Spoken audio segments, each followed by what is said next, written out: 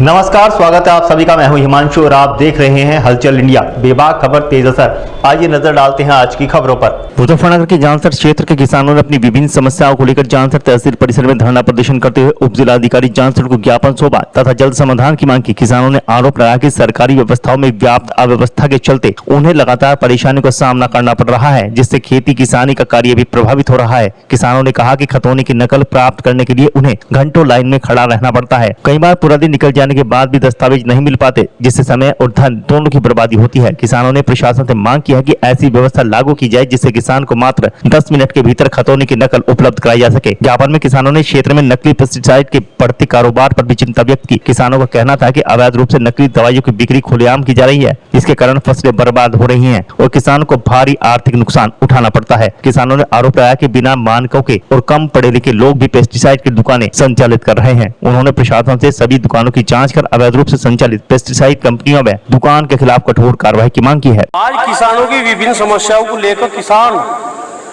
और संगठन के पदाधिकारी एसडीएम साहब के पास आए। किसानों की बहुत समस्या है। यहाँ तहसील में जो किसान खतौनी लेने के लिए आता है तो उसे खतौनी लेने के लिए लगभग 2 से 3 घंटे का समय लगता है, जबकि ऐसा नहीं होना चाहिए। किसान बहुत धूप और गर्मी में चलकर आता है और फिर यहाँ 2-3 घंटे लाइन में लगता है, तो ये ठीक नहीं है। तो एक तो हमारा आज एसडीएम साहब से निवेदन भी है और ज्ञापन के माध्यम से भी हम उनको अवगत कराकर जाएंगे कि किसान को यहाँ खतौनी लेने के लिए 10 मिनट का ही समय लगे, इससे ज्यादा ना लगे। अगर यहाँ इस व्यवस्था में कोई सुधार नहीं होगा तो इसके लिए फिर हम खड़े हैं। भाक्यू राजनीतिक, इसके लिए फिर आंदोलन करेंगे। और समस्या एक क्षेत्र में नकली पेस्टिसाइड का कारोबार पूरे चरम सीमा पर है। 8 फैल लोग दुकान पर बैठे हैं और किसान को भगाकर किसान को लूटने का काम किया जा रहा है।